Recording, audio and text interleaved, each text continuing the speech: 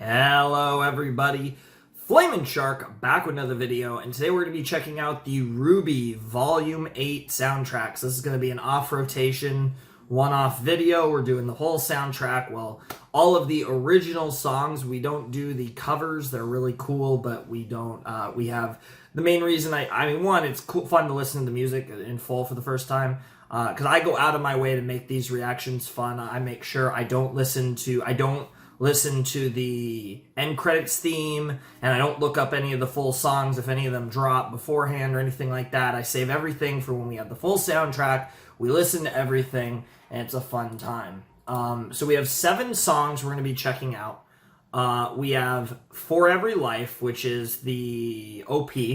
We have The Sky Is Falling, which I remember, I feel like that might be the one that played in the chase scene in, where they were chasing after Oscar. Yang, Ren, Jean, and, who was the other one? Or was there another one? Yang, Ren, and Jean. Maybe it was just Yang, Ren, and Jean. I actually can't think of anyone else in that scene, but maybe there was. Yeah, because the other squad was like the girl squad with RWBY, Nora, Blake, and why am I derping on people? I feel like I'm forgetting. Well, I mean, Penny was kind of part of that squad. It's complicated, but you guys know the drill. I'm being silly. The third song is Be Strong and Hit Stuff. I have no idea what that's from. I don't remember. I mean, unless the one that I think is The Sky Is Falling is Be Strong and Hit Stuff. I don't remember where that could be from. It might be an original song to the soundtrack. The Truth. What's The Truth? The Truth might be the Cinder song. The weird thing about the Cinder one is the Cinder song had 2. Because the Cinder had there was the song, like the fairy tale song, and then there was the song that I know was by Casey's band, and I know which one, I know what that's called, and I know her band's name, so I know which song that is. It's actually the last song on this soundtrack. I imagine because it probably wasn't made for RWBY, but it fit very well. We'll have to see. We'll have to actually listen to the lyrics. I know it played, if I'm not mistaken, during the credits of Midnight.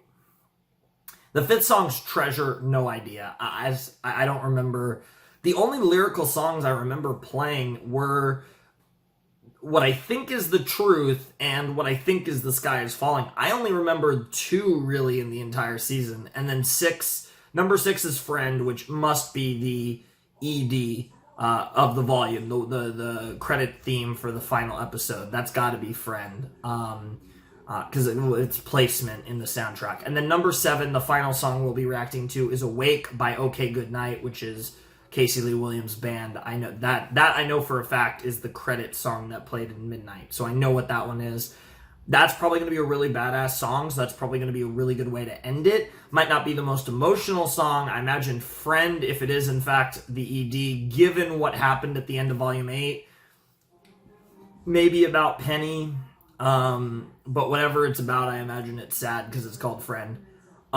It's crazy because V8 left us in such a unique position for V9 when we finally get it. Obviously, this soundtrack is much later than usual, as well as the volume. Usually we would be in V9 by now, and we would have the soundtrack months ago, but obviously for various reasons both the soundtrack and the actual show are going to be much later than normal.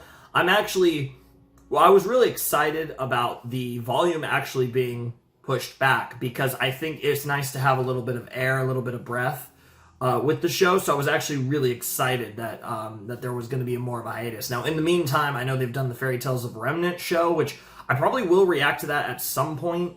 Probably before I react to V9, I plan to react to the Fairy Tales, so maybe like when we get the V9 official announcement, maybe I'll bring back the RWBY reactions a little early to go into those. And I want to catch up to RWBY Chibi finally. But I also want to like read stuff, and I don't know if I'll do that. I might just do reviews on that. I don't know, because want to read like the books, because now there's 3 books. There's the Vacuo books and the Roman Holiday, the Roman and Neo books. So there's multiple books that I'd love to cover in some form on the channel. But yeah, it's just a lot of stuff. So I don't know. Maybe when we get an official announcement for Volume 8 of RWBY, maybe I'll bring back RWBY a ways in advance to cover a bunch of extra content or something. That would be pretty cool. But yeah, I don't know. I haven't really decided on that yet, and it's not something I really want to think about for the time being, with no real knowledge of when V9 is even potentially coming. And really, because given the fact that they've went past their usual window, all bets are off as to when we might be getting V9. And I don't mind. Like, I don't mind waiting longer. I think it's nice to, I think RWBY, and I get why it does, because of, how big of a deal it is for RT. But I kind of like that RWBY's on a more extended hiatus than it normally is. Because I kind of like breaking off, like when a season of a show comes out, of like a new show, obviously, or a current show, I guess I should say, because RWBY is not a new show, but a current show. I like it when there's a little bit of a break between seasons, but that's just me personally. I know a lot of people would not agree with that take, but I'm excited for the soundtrack. Obviously, I know this was late, because I know, if I'm not mistaken, Jeff and Casey were dealing with family deal, and just, stuff going on in their life. So I know that this was late. I mean, it really doesn't matter that this was late, because we're not getting V9 anytime soon, so it really didn't matter. But it's cool that this is finally out. I'm excited for this. For Every Life, the OP, I memorized this so hard. Like, after episode 1 came out and I reacted to it, I listened to the like 90 seconds that plays in the OP a million times, and I had it memorized going into episode 2. I don't know if I've listened to this song once since I finished V8.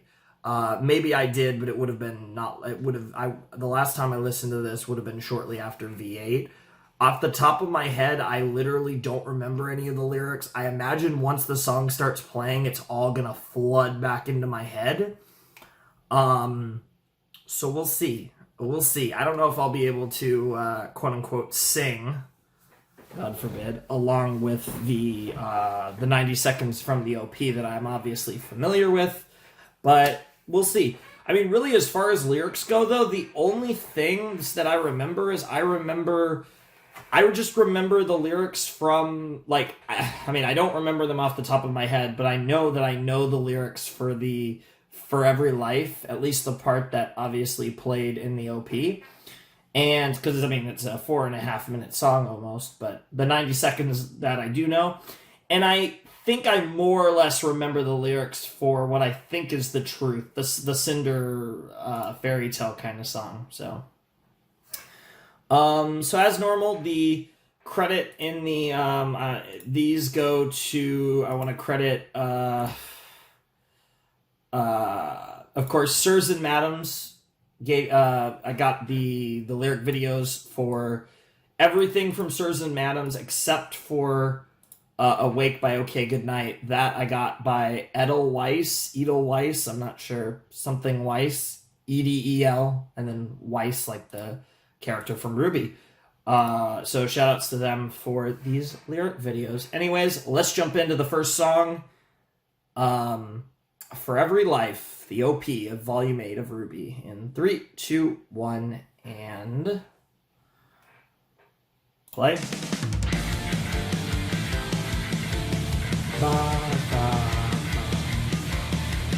Oh, it's already coming back to me. We said goodbye.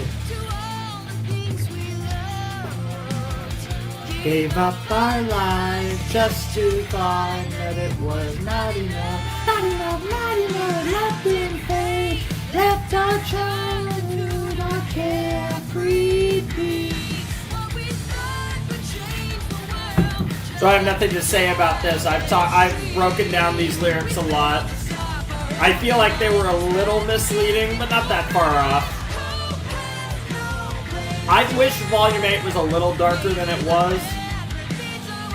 It was still probably my favorite volume, though, to be honest. It had a lot of things that I would have preferred a different way, but overall, it was such a great experience. Will never bloom. Some dreams will rot on the vine. Shouts to Vine. Rest in peace, Vine. Not that I cared that much about his character, but that's still such a cool line of foreshadowing.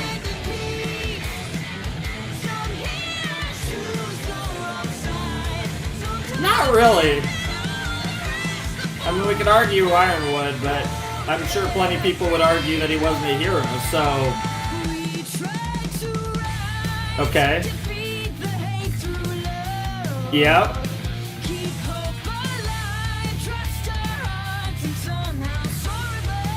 Sure.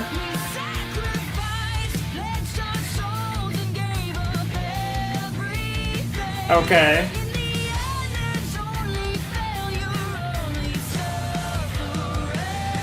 Sure. I like the reference to Triumph. Let's see if broke me. Straight's not victory. That's a reference to Salem.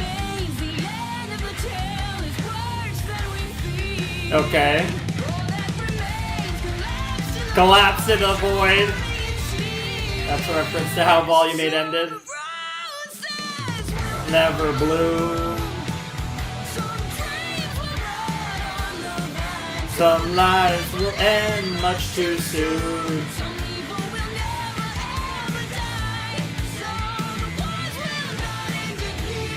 Yep.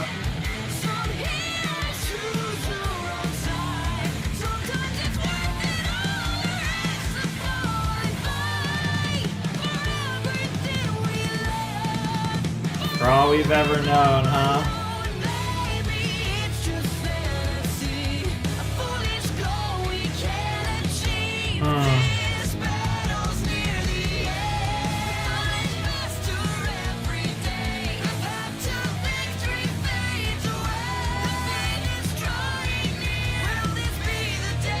This'll be the day reference. Very cool. Ah, and of course, Jeff's got to go off on the guitar a little bit. You'll love to hear that. You know that Jeff loves to go off on like half the songs in the soundtrack, but certainly in every OP. They're pretty close.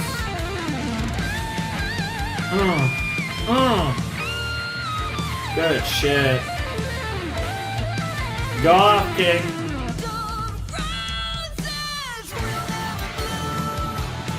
Let's see if there's any changes to these lines here. This sounds like the version that actually is in the OP, so I think it's going to be the normal one.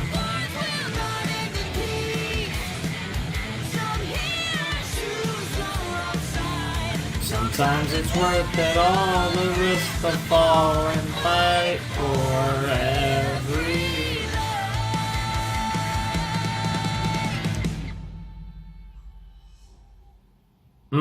Alrighty. That was For Every Life. Alright, I'm gonna get this ready. Okay. That was the first song. That was the OP for V8 in full. Didn't really give us a lot of interesting information. It was pretty much just more reiteration of what the 90 seconds we had already heard before was talking about. Just giving us a good details on that stuff. Really cool stuff. Really enjoyed that song. I really love that song. I think it's one of the best OPs. I thought the transition into the stuff we hadn't heard felt a bit awkward, but still really cool. Still really enjoyed the song. It was interesting because it was very defeatist, and I suppose they did reach a pretty defeatist state, and obviously, especially if you look at it from the perspective of not Ruby, Weiss, Blake, Yang, or Jean, who are obviously going to run into each other or whatever in the other world, whatever that is.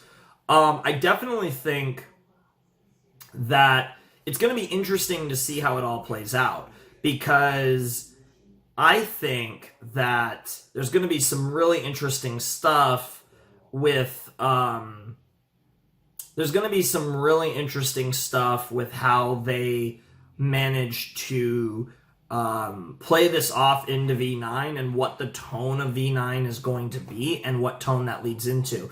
Now, this song also spoke about the series as if it was starting, and I use the word starting very, very as a keyword here, wind down a little bit. When I say wind down, I really mean ramp up, but I mean it's starting to head towards a conclusion.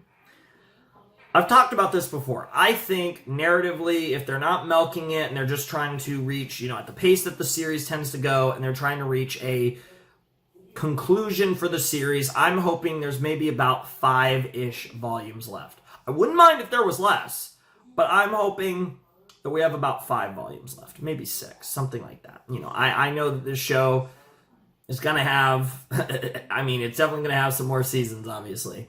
But I'm hoping, because obviously we're going to get some vacuo sauce that's going to be 1, 2, even 3 maybe volumes. We're going to go back to Vale eventually, and we have to obviously resolve all the main story bits. But with everything that I think is obvious this show's going to do, I think around 5 seasons, 5 volumes, 9, 10, 11, 12, so ending on Unlucky 13, would potentially be about right to get to the end point of the story. And I think structurally that also makes sense for the most part. So I'm wondering if that might be in the range of how much longer RWBY goes. And who knows? Maybe this just goes on forever. But it's interesting that the song seems to sign on to my idea that we're, at the very least, potentially at this point have entered the second half of RWBY. And that's what I'm hoping for. I'm hoping at the very least we've entered the second half of RWBY. And I think narratively that would make sense. And that's kind of what I'm hoping for. Obviously, I love the show. I have my mixed feelings. I think most fans do, because it's far from perfect. But it's a show I really enjoy all the same. And so, on the pure fact of I like it, I don't want it to end. But also, everything does need to end. I think about 4, 5, maybe 6 volumes is probably in the range of how much story it feels like there's naturally left. Could be wrong. Who knows where this show goes, but that's kind of in the range of what I'm thinking when we get to crazy shit like the end of the world and Salem and the gods and all that crazy stuff, and I have my theories about the endings. Of course, all of my main theories about the endings are all struggle on the one fact of how the fuck would they potentially fight the gods or disobey the gods, because my whole thing is that gods are gonna get summoned. They're gonna come back. They're gonna be like, mankind has not learned its lesson. We need to eradicate it. And RWBY will probably be at the helm of it, and maybe even with villains or whatever. But the idea is that no, we have grown, we have changed, we have evolved, and you guys are too stupid to understand and comprehend that. You guys are so powerful and so on another plane of existence that you cannot comprehend human strife, fauna strife, whatever you want to refer to. You can't comprehend the way that us little people suffer.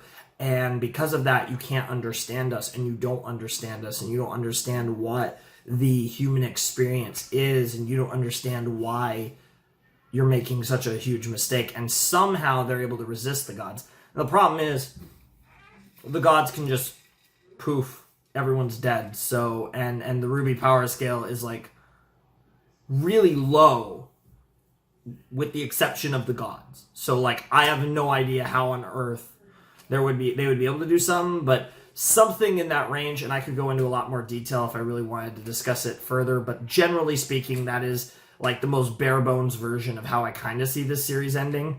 Or having to partially do with the ending, but how they would even be able to physically do that in the context of the RWBY universe, I have no idea. But you got my point. But my point is, though, going back to the original point, I don't think this show is going to go on for too much longer now. Not too much longer is at least 5 more years, but but you got my point. I like the song. Like I said, there wasn't a lot to break down, but it was an interesting song. And I think there was definitely a lot of compelling lyrics. But again, a lot of them were already there in the original song that, had me going like, holy shit, this song is dark when I first watched V8. I'm excited though. I'm excited. I'm very excited to see what the V9 OP is like. And yeah, we're gonna jump into another song, "The Sky Is Falling," feat Casey Lee Williams and Lamar Hall, which means we're gonna get some more of a hip hop jive in some of this, maybe some rap even. Lamar's pretty cool. I tend to enjoy Lamar's bits in these songs. So I don't know for sure if this is the song that played in the chase scene, but that is my guess. I'm guessing this is the chase scene song, but because the other one sounds like a Nora song based on the title. The next one after this, "Be Strong and Hit Stuff," which I wonder if that's going to be an original soundtrack song about Nora, which would be fantastic if that is, because we've never had a Nora song that wasn't like related to Ren, basically. So anyways, let's jump in though to "The Sky Is Falling," feat Casey Lee Williams and Lamar Hall in 3, 2, 1, and play. Yeah, I'm pretty sure. I need the lyrics to start though. I like this vibe. Sick guitar. Yeah, this is the song. That does sound like RWBY.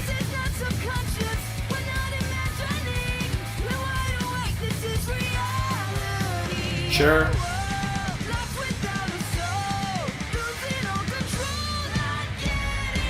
They really are not getting closer. That's a good line.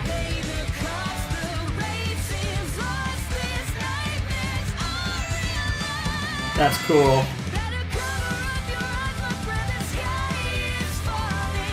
Can I run the ruin of our lives? That's really cool. Final days are called. Another song really building up the end.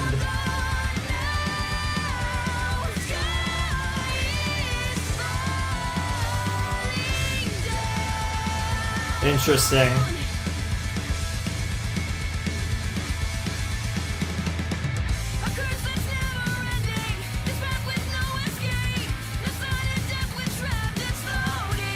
That sounds like Volume 8. These words are not symbolic, those are real. Oh, I love the wordplay in this song. Damage takes its toll. Get the time of pain, broken oak. Oh, I like this song!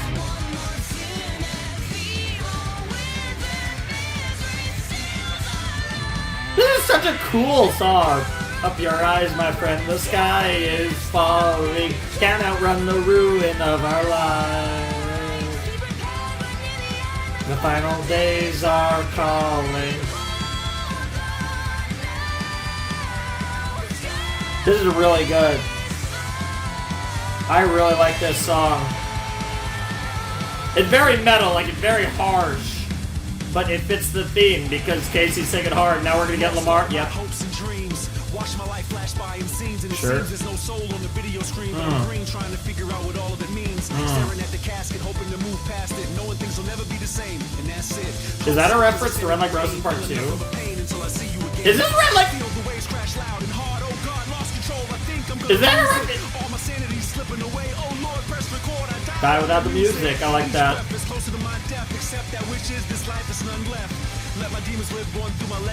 Demons live on through my legacy. Was that RWBY?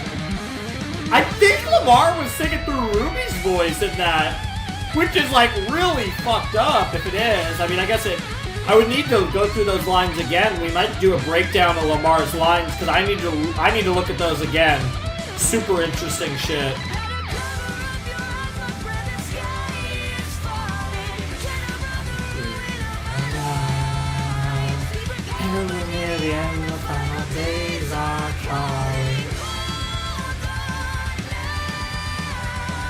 Sky is falling down. Holy shit, Jeff. Good God. Jeff is nutting. God, Jeff just nutted. Holy fuck, Jeff just nutted.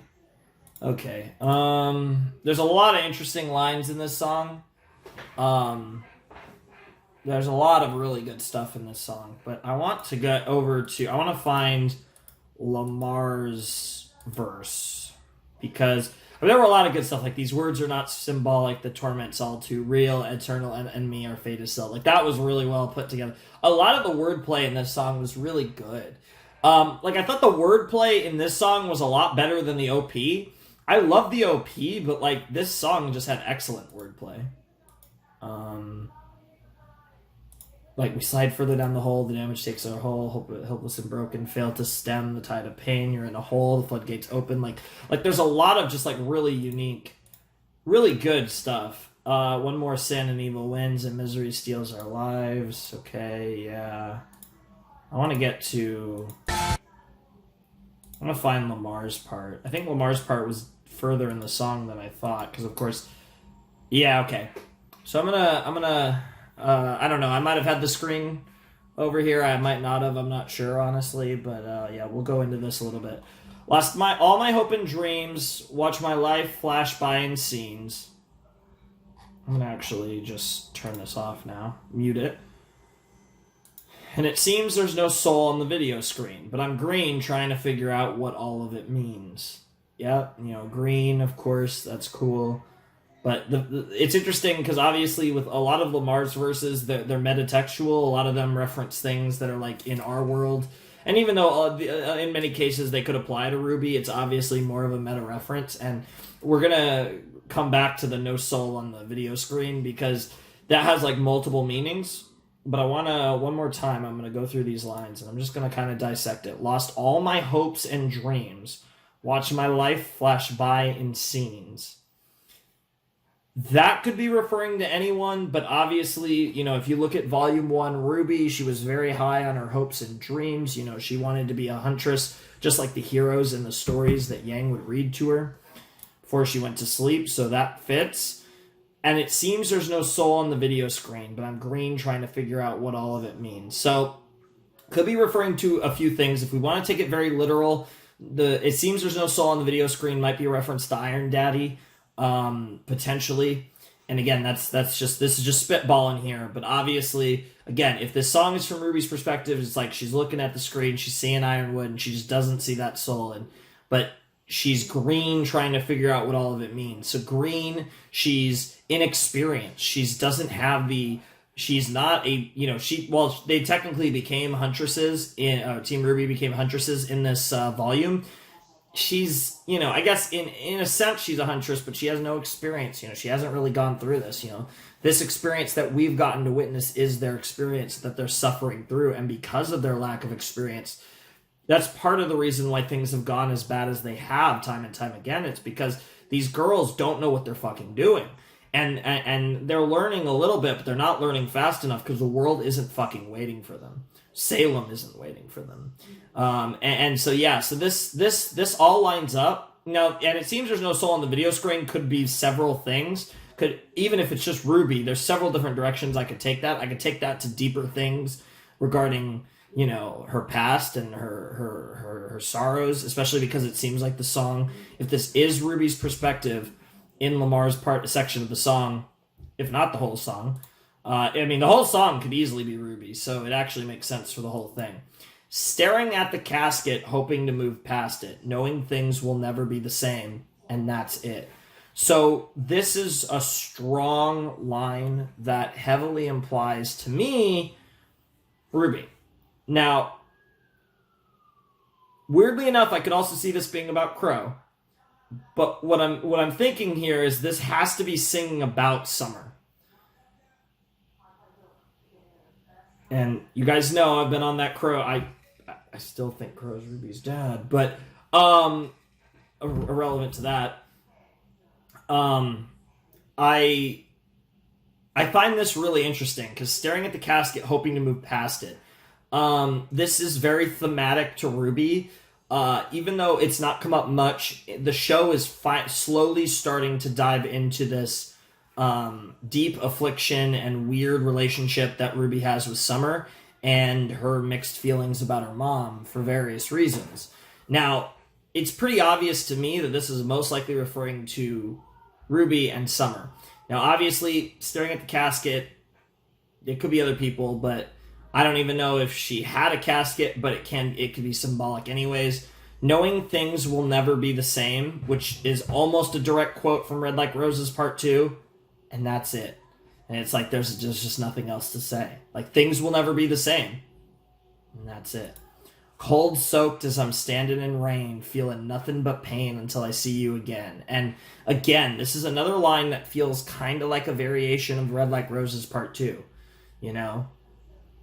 It's just the lines are thematic to Red Like Roses Part 2. And I've listened to that song so many goddamn times that I know what I'm talking about here. Feel the waves crash loud and hard, and this plays back on the previous thing. Oh God, lost control. I think I'm going to lose it. And it's just like, I can't take this anymore. Like, it's feel the waves crash loud and hard. You know, talking about the rain, and now you're hearing the waves. It's like all that noise. It's like everything going on. It's just too much. I can't take it anymore, is essentially what the song's saying. Pretty literal. All my sanity's slipping away. Oh Lord, press record. I die without the music. Now, this is a very meta thing, because obviously, you know, Lamar's a rapper, and he's got the meta thing. But think about it. All my sanity's slipping away.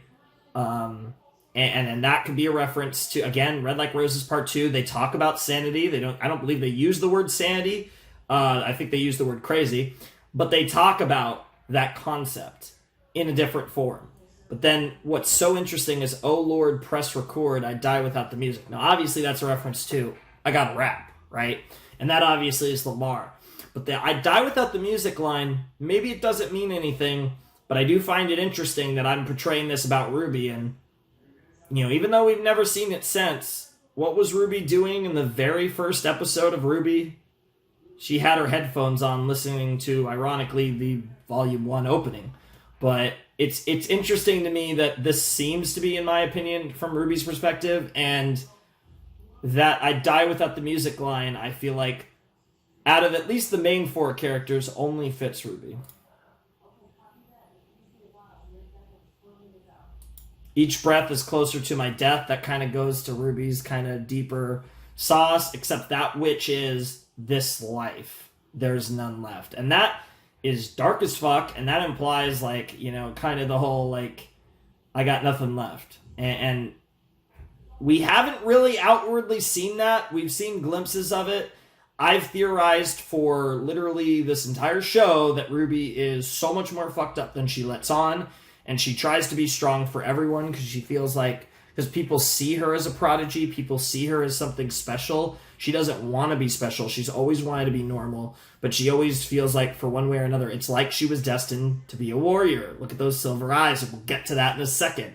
But it's so interesting how she's kind of been put in this position this entire time.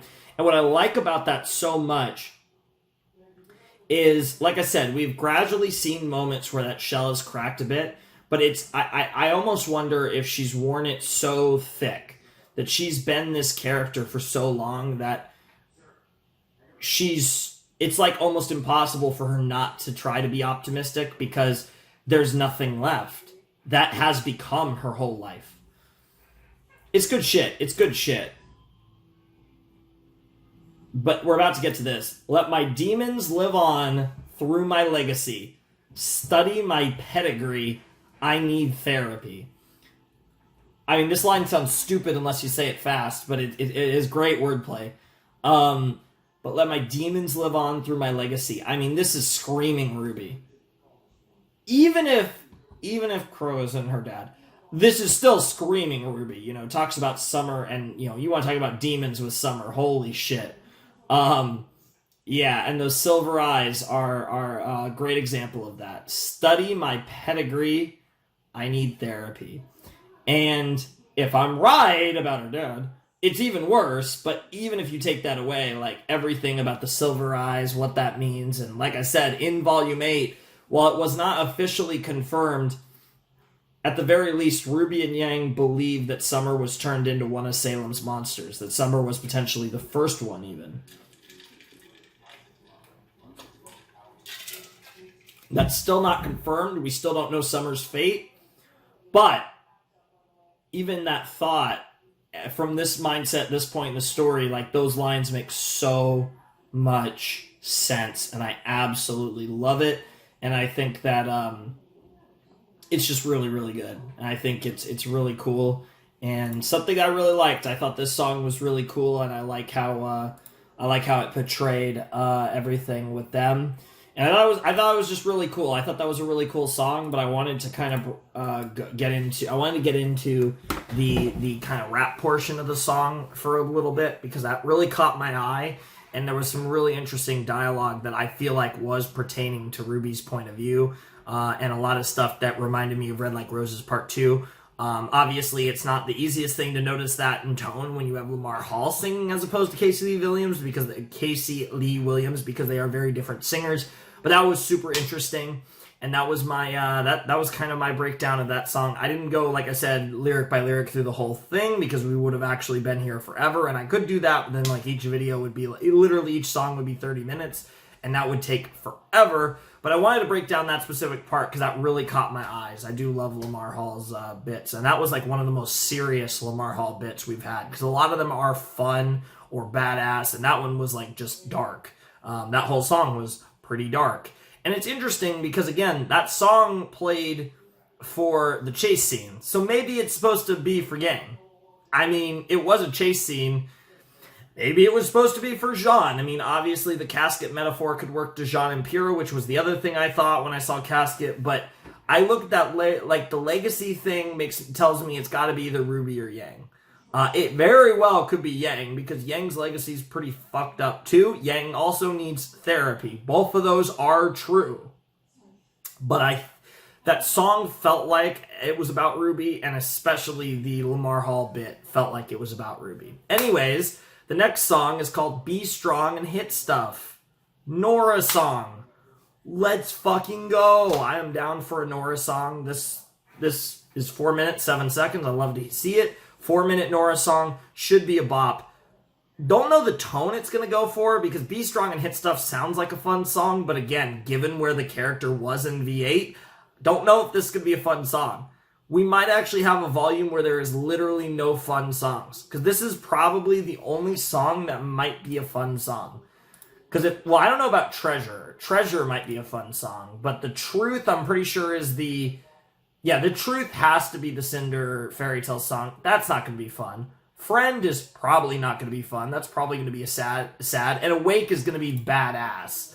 So, the only songs, there might be no fun songs in this whole volume unless this song is. And maybe it's an upbeat, happy, hey, I'm going to be strong and hit stuff. Or maybe it's going to be dark and be like, all I do, I'm just the one who's strong and hit stuff. So it could go two directions. I'm fine with either one, but if this is not a fun song, this will probably be a pretty dark soundtrack. Because usually there's a good balance of dark and light, but of course we had a dark OP, and there's really only been two dark OPs, which was V3 and V8. But anyways, let's jump into Be Strong and Hit Stuff, the third song in the RWBY Volume 8 soundtrack, in 3, 2, 1, and play. That's an interesting sound to start. Okay, so I don't recognize this song at all. I think the song wasn't used in V8.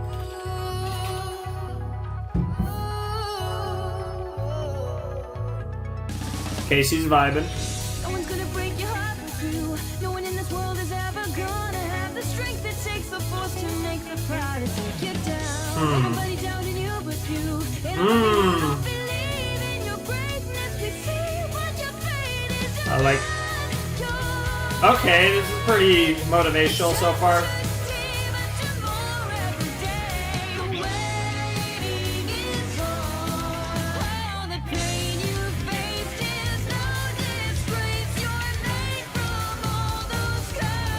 Is someone singing to Nora, or?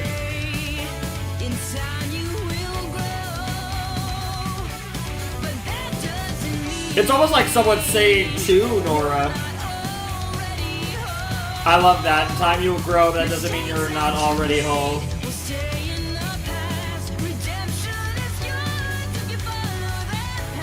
Sure.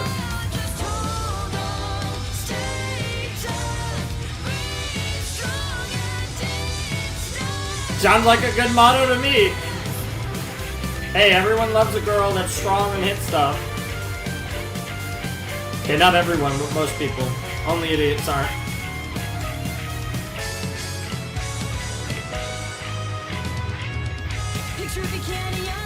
Sure.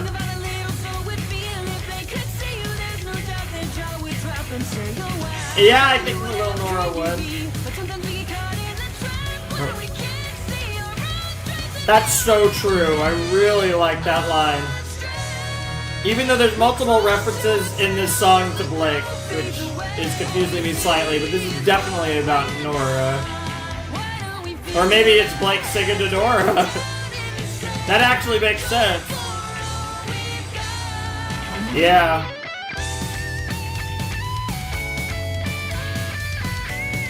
I'd actually love to read what people think about the singing perspective for this song.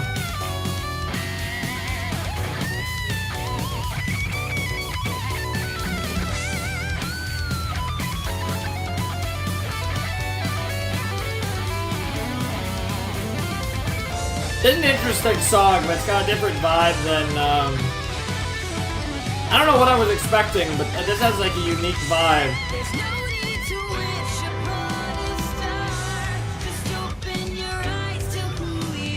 I like that.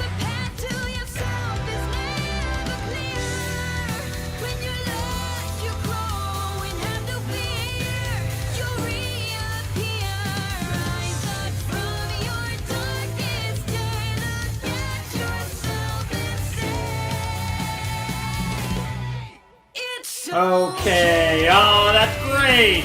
I love that build up to It's Okay being the kicker. Zanini, you're not already home. I really like that message.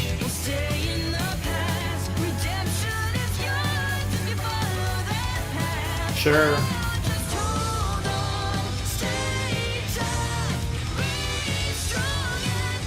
I feel like this really is Blake singing to Nora, because it feels like it's coming from the perspective, because I feel like those are the two people the song makes me think of, and I feel like it's Blake and everything she's gone through, and using that experience to talk to Nora about it. And I could be wrong, but that's the vibes I get from this song. Oh wow, okay, that ended a little bit abruptly. But yeah, that was Be Strong and Hit Stuff, and that was a pretty cool little song. I liked that quite a bit. So, again, no idea if I'm correct. I'm not going to look anything up for this video. I'll look up stuff after the fact, but initial blind first impression, Blake singing to Nora, which is kind of a weird combination, but of course we had a song that was probably Blake and Crow last volume, so it wouldn't be the weirdest thing in the world. I really liked that episode.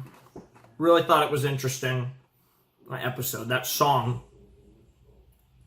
And it was pretty uplifting. It was nice to have an uplifting song because, both of the Singer songs are not going to be actually, Awake in its own way might be uplifting, actually, now I think about it, because it's like I've finally awoken from my slumber, so to speak, quote unquote, but be a badass now. I'm unshackled by the past, or, I don't know, some bullshit like that, probably.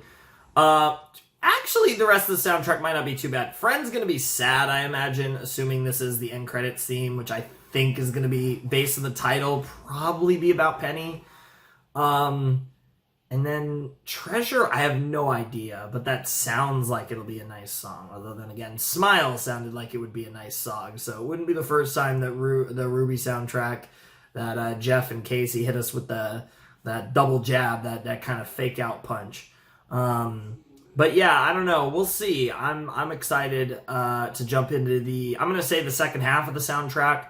We have 4 more songs left, and we've only listened to 3 so far. But given the fact that I spent a lot of time talking about episode 2, I doubt I will discuss any individual song as much as I did episode 2, because I don't expect there to be anything too crazy to break down. Like Awake by OK Goodnight, I don't plan to break down much because I'm assuming that song happened to fit really well, so they were like, hey, can we use this, as opposed to it being made for RWBY. As far as I know, I could be wrong, but as far as I know, that song was not made for RWBY. Again, I could be wrong. Maybe OK Goodnight did make it for RWBY, but as far as I know, it wasn't. Anyways, the next song is The Truth. So, yeah, we're going to check that out in a flash. Alrighty, we're back with more RWBY Volume 8 soundtrack. We're going to hopefully finish it up in the next 50-ish minutes. And, yeah, I'm excited. We have 4 more songs to check out. Next one's called The Truth. And it's only 48 seconds, so it looks like they didn't extend this one. Well, that's interesting. I'm pretty sure this is the Cinder Fairy Tale thing. So it looks like this is going to be a really quick one, but I'm curious to hear the lyrics without any epic episode happening, because that was one of my favorite episodes of V8. But alright, here we go. Don't have much to say about this one. I imagine this will be a very quick reaction and a very quick review because it's less than a minute long. So let's just check out the song in 3, 2, 1, and play. Pretty sure this very much sounds like the vibes, so let's see. Clean Yeah. the linens, sweep the floors, shut your mouth and Do your chores.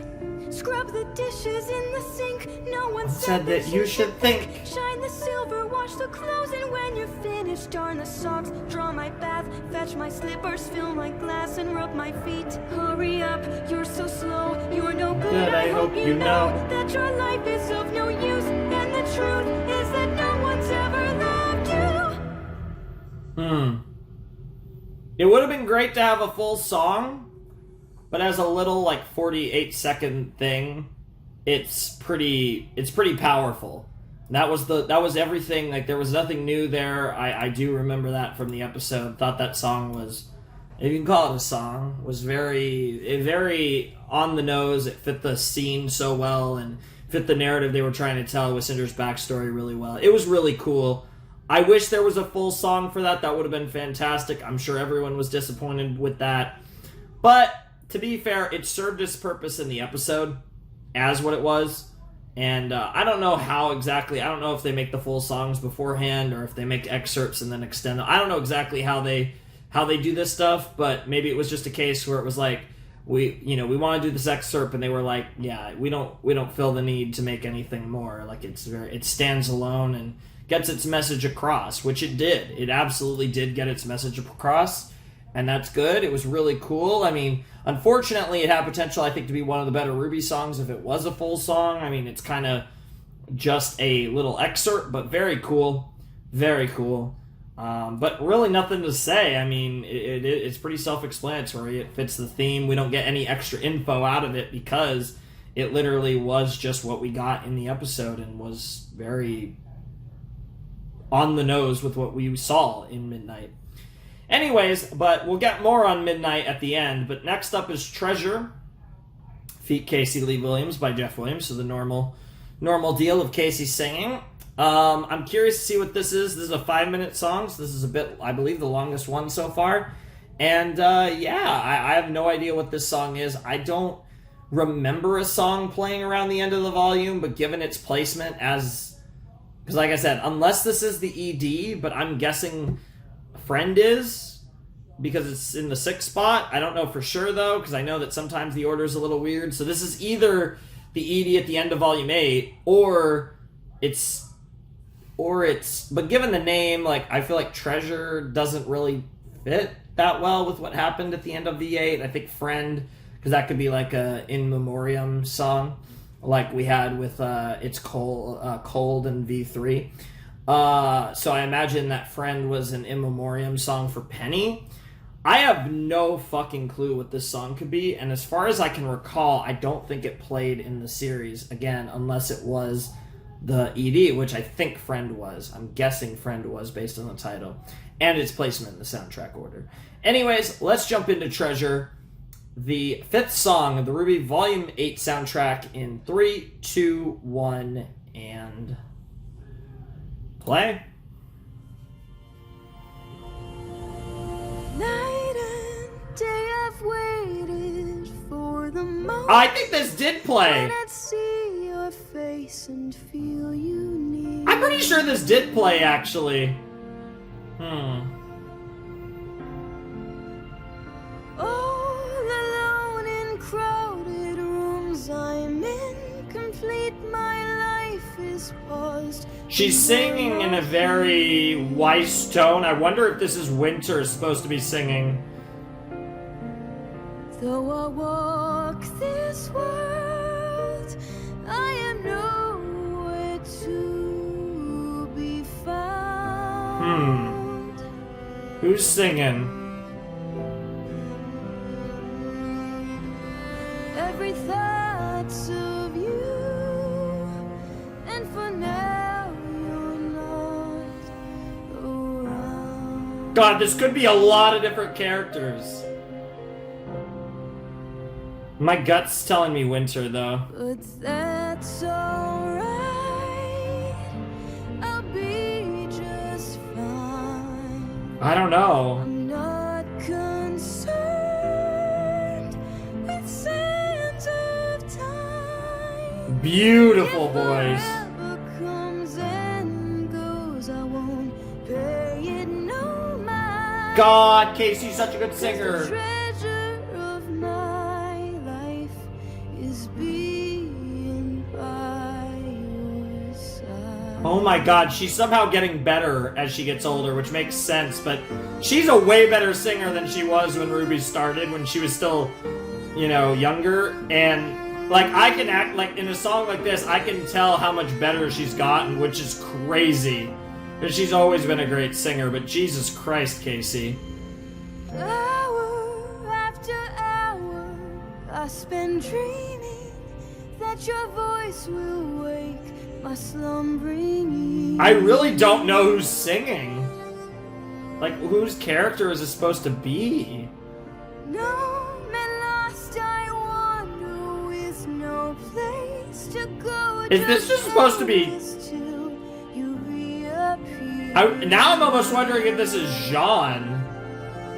It probably isn't, because it is Casey. Come in view, I keep watch with these sore eyes.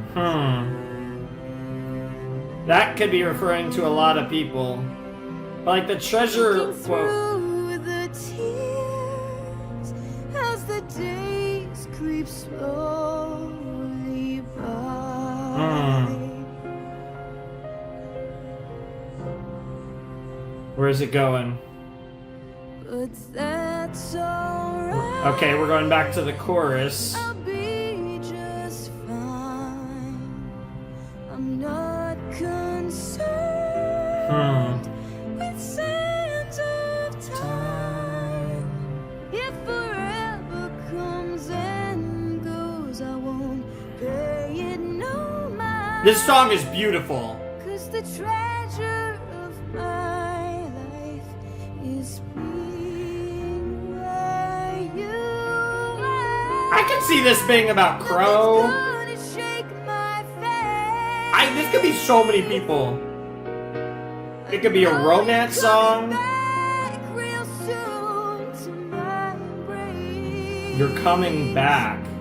Though time goes by so slow, I'm never letting go. I won't give up if I spend my life. I know.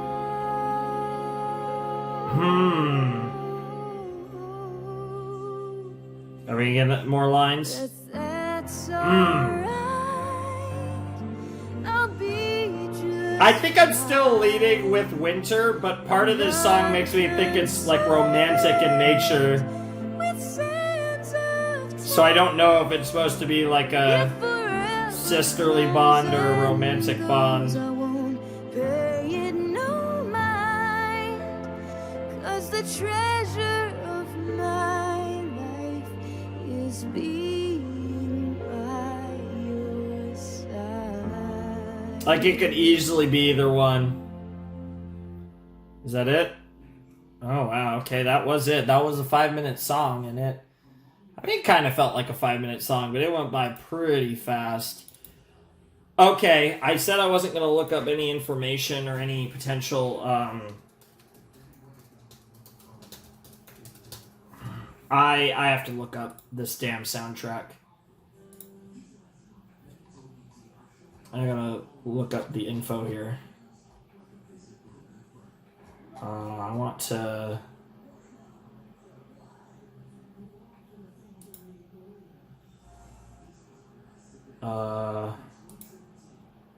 I want the credits. I want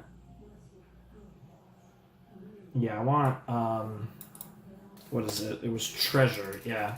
I want to look this up, and, yeah, okay. Let's see.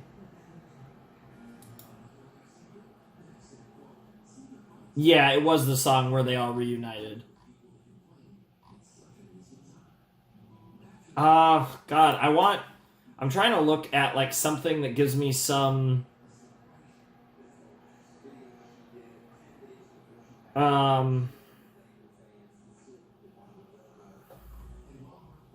I'm trying to look for something that, like, someone talked about this song.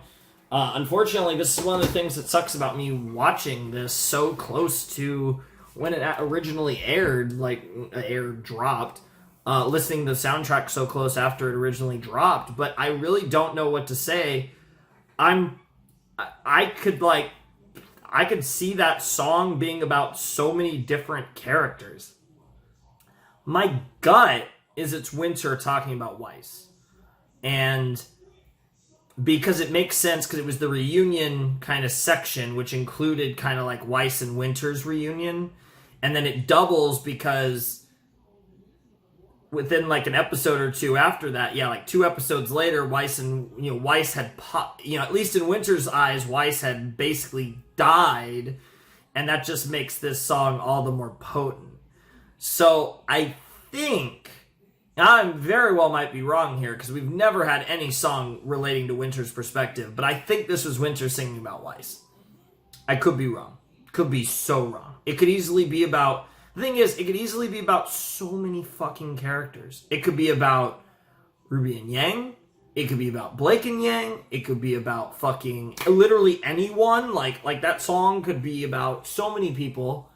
But the what felt right to me was Winter singing about Weiss. You guys will have to tell me your theories, or the fandom has probably worked it out by now, but I haven't. Obviously, I can't really look up any reactions to the soundtrack or anything like that, and I don't have any information. I am properly blind, so I have no idea.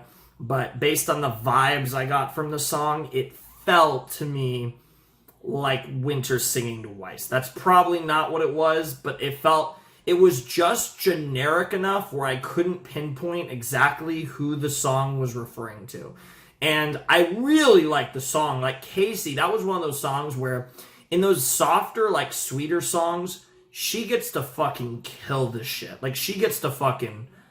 I know she's into the kind of the rock, like her dad, like the more harder stuff, but her voice is exceptional in those type of songs. I thought it also really stood out in the somber songs. I think it really stands out too.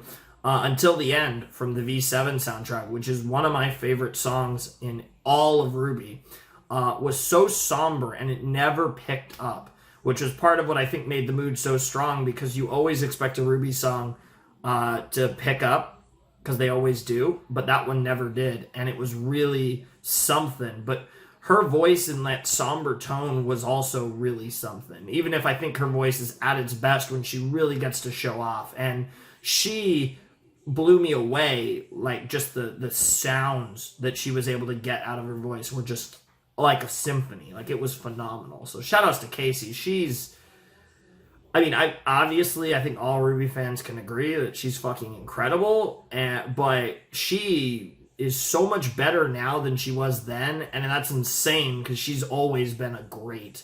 But I can really tell the maturity of her voice and the maturity of her, singing, basically reaching her singing potential, so to speak.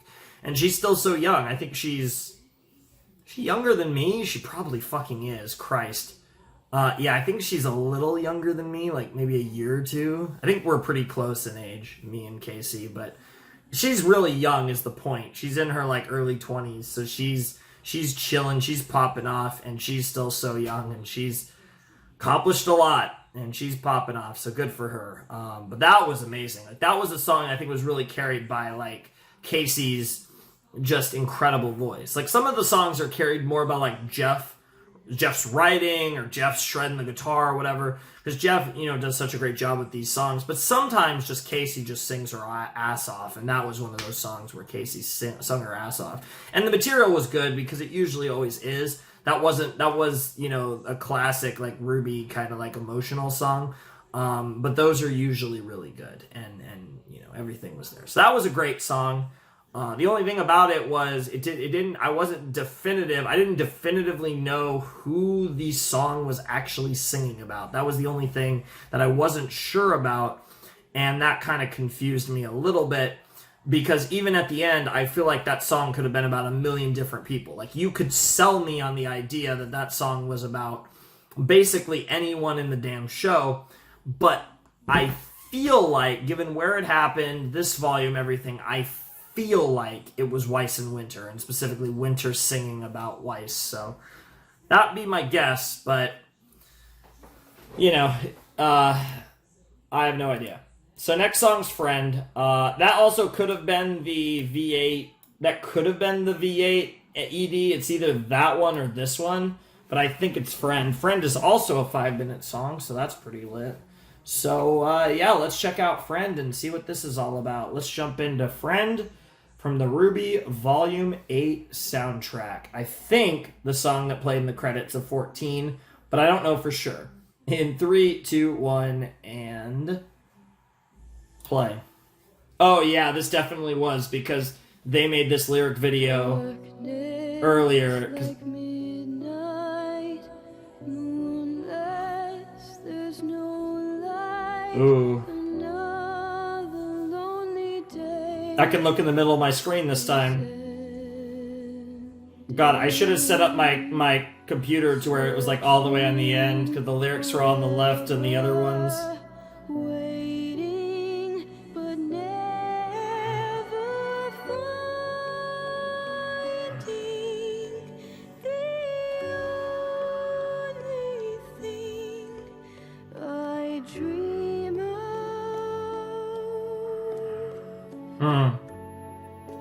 Good shit. The warmth of a smile that stays for a while.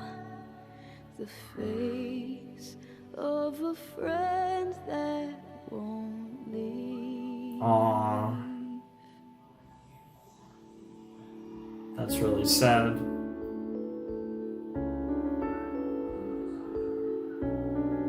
I like this arrangement. It's very simple, but it's got a vibe. Oh! It posed this point of view that wishes made on stars are likely to come. Oh, the fan art to match it. At bedtime every night, I search the sky and hope to find a star who'd send a light. Oh, wow. To me. Was it about just making a friend and you met RWBY? Oh. Just one kind soul with a heart of gold. Then my dreams became real and I finally feel not alone. Oh, Do I Jesus. always make you feel this one? Aww. My wish came true the day that you appeared and called me friend. Wow. An answered prayer, a chance to share the world, to be a girl. To be a girl, huh? We finally felt alive. Told And it goes full circle with the Pinocchio narrative, yep. Oh, it's almost sadder because the song's upbeat and happy, like, because that was the thing, the way that Penny went out, she was happy. She's glad that she got to go out the way she did because she got to do everything she really wanted to do. Yeah, the references to Volume 1 finale. Hatched but not by strings. Yep. Rest in peace, Penny. We all love you. I wasn't the biggest Penny fan in the Beacon arc, but man, I love... Oh! Nice reference. Aww. Aww. Yeah, this is what all the feels mean. Penny. Oh, Penny.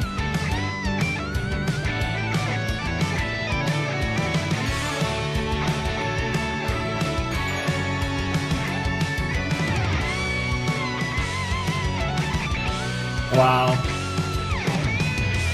I mean, what more could I say? Man, this song is surprisingly popping off, though.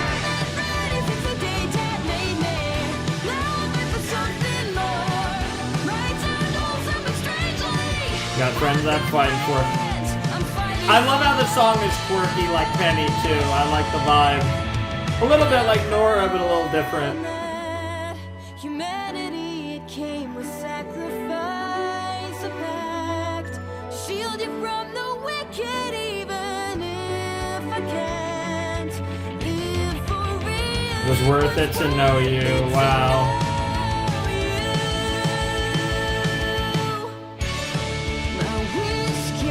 And this song tells you that it's different from what happened in B3. Like, unfortunately, we never will see Penny again. It's supposed to be okay. Because she got to live. To be a girl, as it was about to say, yep.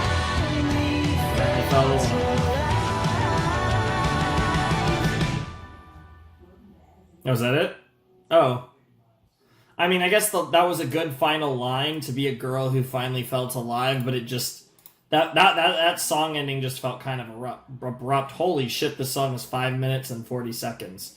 Good God. Okay, good night. Hitting us with the almost 6-minute song. I'm down for it. A 6-minute song that's, like, officially, well, I guess kind of officially like a Cinder theme. I'm assuming this is just basically going to be Cinder's theme in a nutshell. Super hyped for that. But... Friend.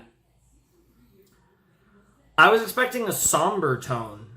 This was actually upbeat, uplifting. This was kind of saying, like, it's okay. You know, this is a very different vibe from Cold. Cold was very somber, well, not maybe even somber, but it was tragic. It was sad. This song had twinges of sadness, but it was much more, it's okay. Because of you, RWBY, I got to live. I got to be a girl who finally felt alive. Because of you, I got to be someone. I got to be a real girl. Literally at the very end, but more than that, it wasn't about the moment when she finally became real. The reason she could become real in the first place is because she already was. And that's the, the metaphorical meaning behind it all. And it was RWBY and others, but at the start, RWBY was the first to truly make Penny feel real. And from there, we got to see other people embrace her. And because of that, we got to have so many great moments with Penny, including, the passing of the maiden powers to Winter, which was such a great moment. I thought Penny's relationship with RWBY was obviously iconic, and I thought in V7 and V8 we really got to see Penny and Winter's dynamic, which I thought Penny and Winter was just really cute. Like, I love the pair, and I love the metaphorical context of it, because, at the end, Winter's like, I was the machine, you were the real girl, essentially. And, I love the parallels between Penny and Winter. That's why it's so great that with Penny passing, Winter's the one that inherited the maiden powers and in kind inherited Penny's soul. It's so perfect narratively. that Winter would inherit Penny's soul because of the arcs that they went on and the similarities that Winter and Penny had, and how in many ways they understood each other in on a deeper level, even though Winter wasn't actually a robot. But when you look at it, what's the difference, right? And I think that was a really cool narrative thread. And I think this song further emphasized that Penny went out the way she wanted to go out. You know, Pyrrha went out. She didn't want to go. She felt like it was her duty to hold off Cinder, you know, to fight her, basically battle her to the death. But the thing about Pyrrha's death was, it was everything she always felt she needed to do, but that doesn't mean she wanted to go. With Penny, sure, she would have enjoyed her life. She would have enjoyed life probably more than the vast majority of us, because she could appreciate it on a deeper level. But for that same reason, that's why she was satisfied at the end, doing whatever she could to protect her friends. The reason she did that, the reason why it meant so much to her, the reason she could meet death with a smile, to paraphrase my boy, the goat, Lelouch, she could meet death with a smile. Lelouch recommends that. You know, he says that, you know, you should always meet death smiling. And he's right. It's one of the greatest signs that you've truly lived a fulfilling life, is if you can meet death smiling. And oh God, I'm going to get emotional. And Penny was the type of character that, even though her life ended much, much too soon, and we don't know exactly when she was created, but obviously she would, in all likelihood, be much younger than the character's, her, like, physical age, so to speak. But she lived a fulfilled life because she got, and in the end, it was all thanks to RWBY. That was the spark that led to the rest. And it's beautiful. It really is beautiful and poetic, and the message of this song is that you're supposed to be okay. It's okay. You know, like, that's what it's all about, which is ironic because the next song is by a band called OK Goodnight. But transition, woo-woo. But no, seriously, we're going to be okay. Penny's okay. We're going to be okay. That's what the song's about. Great stuff. Great song. It was a different vibe than I was expecting. It was, like I said, much more uplifting. And, I mean, the message in the end was uplifting. Sad, but uplifting. Very much in a similar vein to, like, a series like Evangelion, and how its message is simultaneously, in a way, sad, but it is, in the end, uplifting. Seriously, though, that was awesome. Great stuff. I've enjoyed this soundtrack a lot.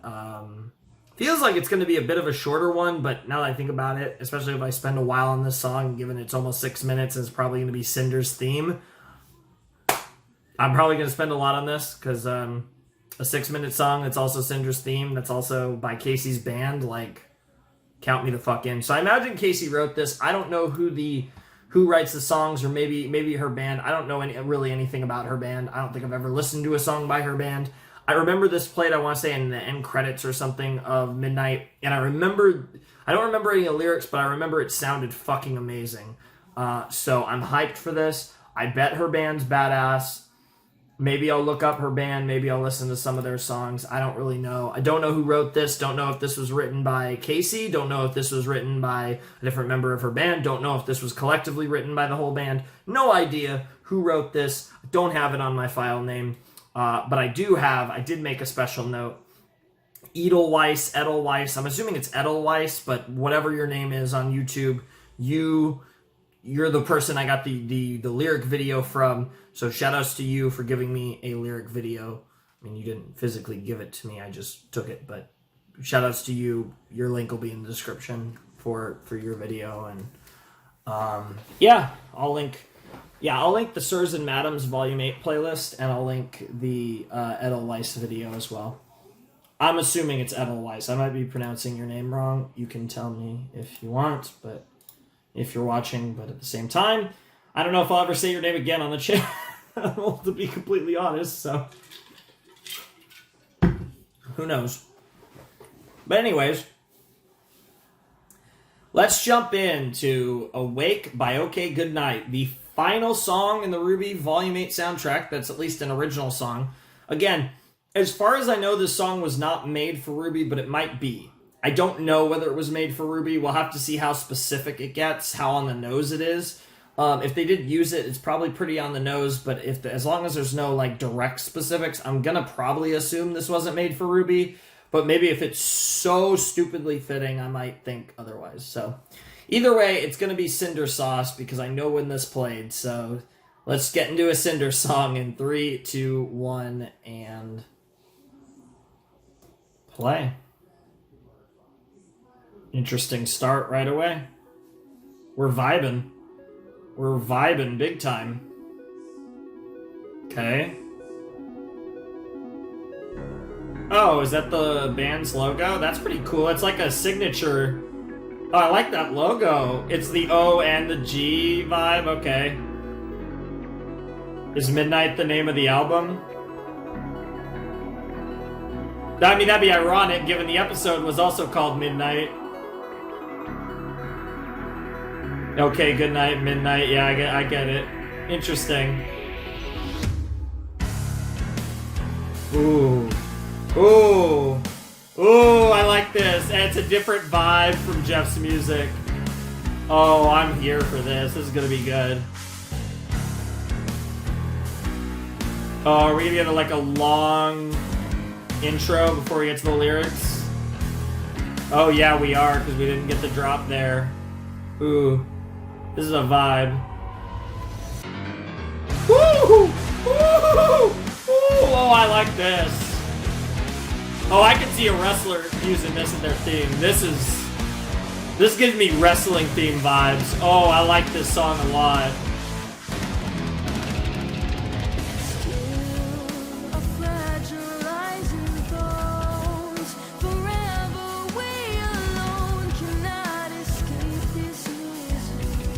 I mean, that definitely fits.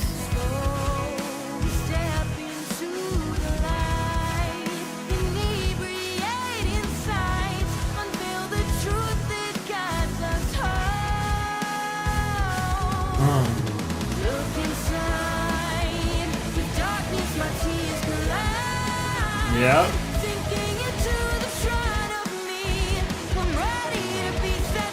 Yeah, that fits. Yep.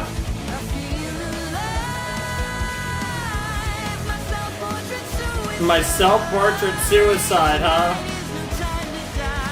No time to die. I'm awake, yep. This is a really interesting when you think about the lens of Cinder's theme, basically. Because it is giving me 100% Cinder theme vibes. And it just feels like Cinder's theme, even in the choice of instruments. Maybe not aggressive enough yet from Casey's singing, but everything else. And we'll see where it goes. It's a long song.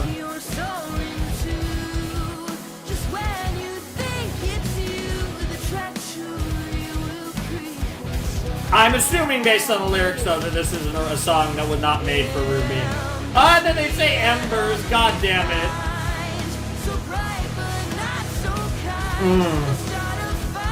Oh my god, it's so perfect. Maybe it was. The second I say that.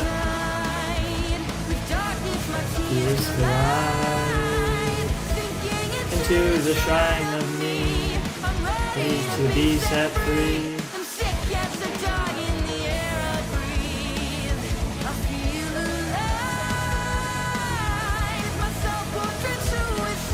I have to listen to this band. This song is really good. Fuck. Oh shit. Oh shit. They're about to turn up another level, aren't they? Oh, we got 2 minutes left. Oh yeah. Doo-doo-doo.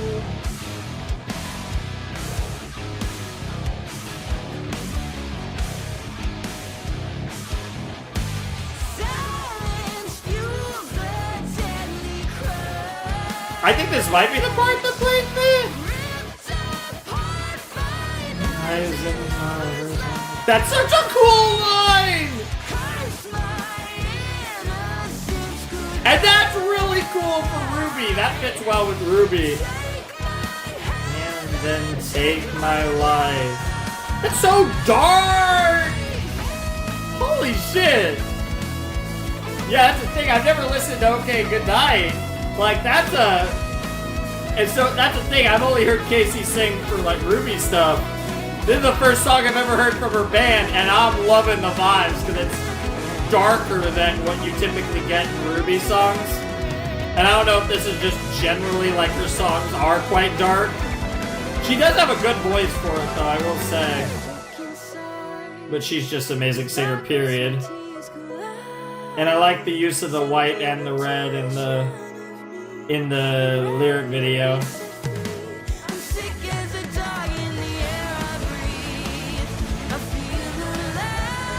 Yep. Suicide. My self-portrait suicide. Tonight, no time to die, and I'm away, now I'm awake.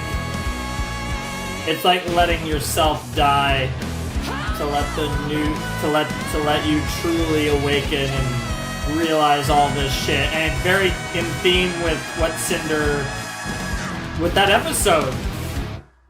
I mean, the episode was even called Midnight, but like it's so in theme with that episode of RWBY. Like that song epitomizes Cinder's arc in Volume 8, Chapter 6 of RWBY. Like, straight up. That was Chapter 6. That was her fucking arc in that episode. But it's what's great about it is that same song could apply to Cinder throughout her entire arc, throughout the whole show. And the question is, Cinder, are you awake? I mean, what more do I need to say? That was the best song. That was the best song. I'm sorry, that was the best song. The Sky is Falling was great. Friend was really cool. I liked Treasure and Be Strong and Hit Stuff quite a bit as well. There was no bad song. The Truth was awesome, but it was 50 seconds, so it's kind of by default the worst song, but it was really cool. For Every Life is great. I love the tone of For Every Life, but I don't think it hit as well as V3 for me. And I know a lot of people, I don't know, maybe this opinion's changed. Back when V3 came out, so this was like half a decade ago, I happen to remember that because I'm old. But when V3 came out, most people considered the V3 OP the worst OP of the first three. What I loved so much was the music was so erratic and chaotic, and it perfectly fit the theme of the volume, and the lyrics fit that. But the lyrical wordplay, especially in the unused parts, in the parts that weren't in the OP, in the extended version, in the soundtrack, were phenomenal. And that's why V3's OP, between its chaotic, wild background, like the music, I'm struggling to say the word, instrumental is the word I was looking for. The violent and wild and chaotic instrumental, and everything made it so great. The For Every Life had a more like, I don't want to say generic, but a more like traditional kind of instrumental, and it was more like, even though it was a dramatic instrumental, but a more traditional one. And it was dramatic, but it just, I think it just didn't hold the same weight. Because it really, I feel like the only OP I could truly contextually compare V8 to is V3. Because they're the only two OPs that have this vibe. Every other OP is either, like the V1 one is kind of, but even all of them, the V1 one is more like, I'm a badass, I'm going to prove it. And V2, V4, V5, V6, and V7 are all kind of, there's a lot of shit in this world, but I'm going to overcome that shit. One way or another, it's about overcoming all the bad stuff. That's what the V2, V4, V5, V6, and V7 OP is. And even the V1 OP is about overcoming.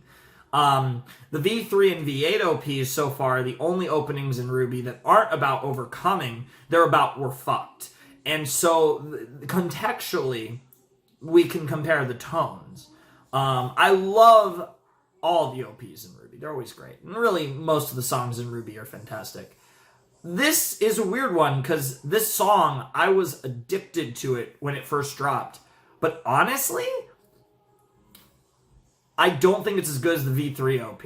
I don't know where it ranks in my all-time RWBY OPs, but it's not in the top probably 2 or 3. I really like For Every Life, though. It's a great song. Sky is Falling, fucking excellent. That was a contender for the best song. I love The Sky is Falling. I thought it was a super interesting narrative. Love the Lamar Hall bit. We broke that down quite a bit. I think that it was about Ruby. Really good stuff. Be Strong and Hit Stuff was a nice song. Nice to get something related to Nora. That was pretty cool. I like that a lot. The Truth, no comment, so short. Treasure was a cool song, but I'm not entirely sure who it was about. Friend was beautiful. I'd say Friend was another contender for my favorite. I would say my top 4 were probably For Every Life is probably 4. Friend is probably 3. The Sky is Falling is probably 2. And then, because Friend was beautiful, the Penny Stuff, I loved that. It was upbeat. It was different than what I was expecting, but it was very fitting with the narrative they were trying to tell. And it was consistent with the narrative in the show, which I definitely want to mention that. Because the thing is that a lot of times these songs, and I don't know how much coordination there is, but a lot of times because of the songs, we get a bigger grasp of a character's backstory and who they are from these songs that I don't even know what Jeff even necessarily knows than we do in the actual show. So, sometimes the songs are too good for their own good. Again, Red Like Roses Part 2, to this day, is way too good for this show. And I love RWBY. That song is a fucking masterpiece. Like, it's literally a masterpiece. And I can't imagine freaking Casey singing that now. Good God. And then Awake is number 1. Because of fucking course it is. Because that song was amazing. The song was a little dark for RWBY. It was a little bit above the level of what RWBY tends to do. And not saying RWBY, RWBY's had songs where, there's been raps with a bunch of swearing, like in with I Burn and stuff. But this was, I think, content-wise, maybe the darkest song. And it's funny because I would argue, obviously Red Like Roses Part 2 was really dark content-wise. But I would say that the other song, that even though it had an uplifting message in the end, Until the End would be a contender for the darkest RWBY song. And what's funny about Until the End is, if I'm not mistaken, and you guys could correct me, but based on the way it was credited, I believe Until the End was written and performed fully by Casey Lee Williams. I could be wrong, but I don't think Jeff had anything to do with that song, from what I understand from the way it was credited. I could be wrong, but as far as I know, that was the case. And it's interesting to me because Awake is a very dark content song. And this is, there's way edgier stuff than this. Like, it's edgy for sure, but, there's way edgier. But what that tells me is it seems like from the vibe, from the instrumental, from the lyrics, everything, I imagine OK Goodnight's a fairly edgy band. Not like anything crazy, but, they're singing some shit. They're singing some truth. And there was, I think, a lot of truth in that song. I really liked that song. And I'm assuming that's not a RWBY song that they used for RWBY because it's very, very fitting for Cinder. But if this song was also made for Cinder, I don't know I don't know the backstory on this song, but it's the best song of the soundtrack. It's one of the better RWBY songs, and I will think of Awake as the Cinder theme. It fits Cinder like a fucking glove, to a fucking T. It's such a great song for Cinder, and it really works. It's really good.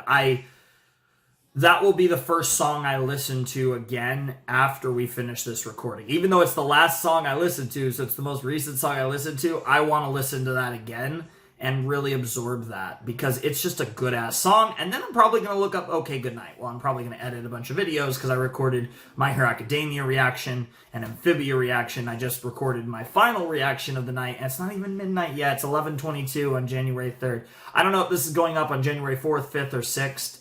I don't know if I'm going to... It'll probably be up on the 4th, but I might post it. I don't know. It could be Tuesday, Wednesday, or Thursday. It'll be one of those 3 days will be this one.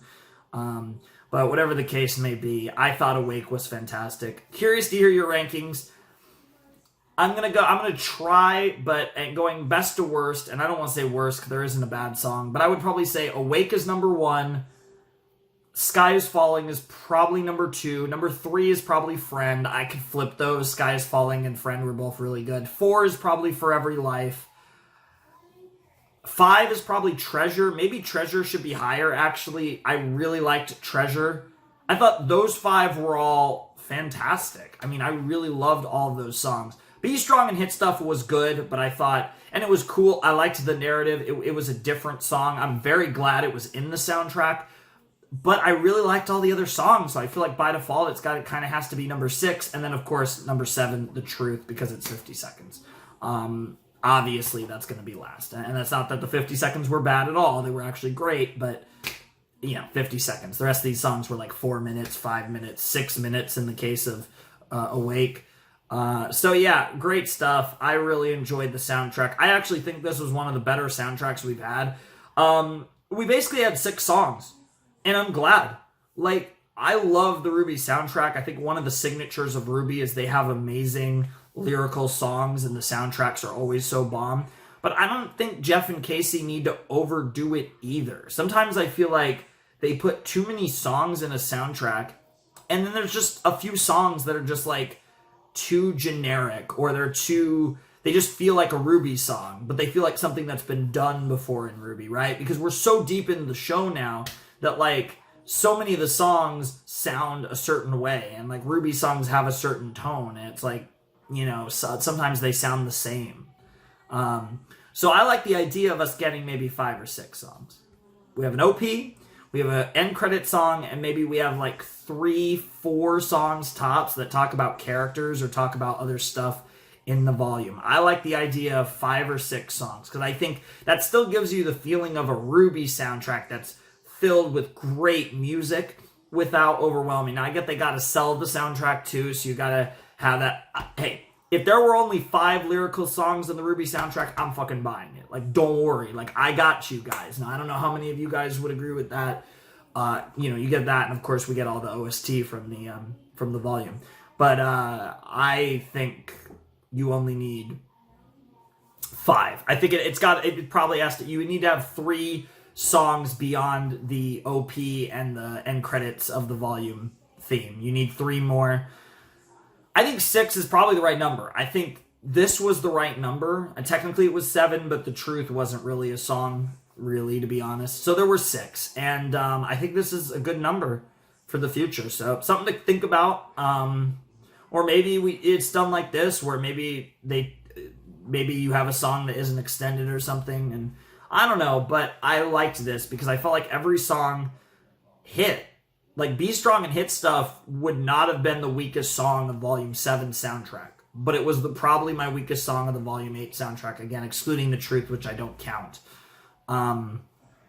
This was a really good soundtrack. And Awake is one of my favorite RWBY songs, I would say. Awake is fantastic. If we even consider it a RWBY song. Again, I don't know how technical that is, but we had to react to it. I think it is officially part of the soundtrack. I haven't bought the soundtrack yet. I'll probably do that tomorrow. Or maybe, I guess technically tomorrow's in 30 minutes for me, so tomorrow, whatever. That's either today, yesterday, or 2 days ago for you, if you're watching this on the same day it comes out. But I'll probably buy it tomorrow. But yeah, I definitely am happy with that soundtrack. And I don't know when the next RWBY video will be. I want to read, there's manga anthologies, and there's the books, and then there's the fairy tales of Remnant, there's RWBY Chibi. There's so much RWBY content I want to do, but it's just like finding the time to do it. So I don't know. I don't know when the next RWBY video will be, but obviously, as you guys know, I will be back with more RWBY at some point. So until then, hope you guys are excited for more RWBY content whenever that comes. But for the time being, this is going to do it for the RWBY reaction. Obviously, I'm doing all my current series, all that stuff. You can check all that out on the YouTube channel. Links down below in the description to the Discord and the Patreon. The Discord, if you want to hang out with people, people who like me and fun stuff like that. Patreon, if you want to support the channel. And then there'll be links to the original videos that I used in this video. So Edelweiss's Awake lyric video, and then Sirs and Madams. I'll put Sirs and Madams Entertainment's playlist of Volume 8 soundtrack. So yeah, when I got these videos, they didn't have Awake, as far as I could tell. I don't know, they probably didn't do Awake. So I got Awake from Edelweiss and Weiss, sorry. And yeah, that's the deal. So anyways, yeah, ladies and gentlemen, boys and girls, those of you who have not yet decided, without any further ado, it's time for me to bid you adieu. Flamin' Shark signing out. Hope you guys have a wonderful, fantastical day, and I'll see you next time with another video. Thanks for watching. Peace.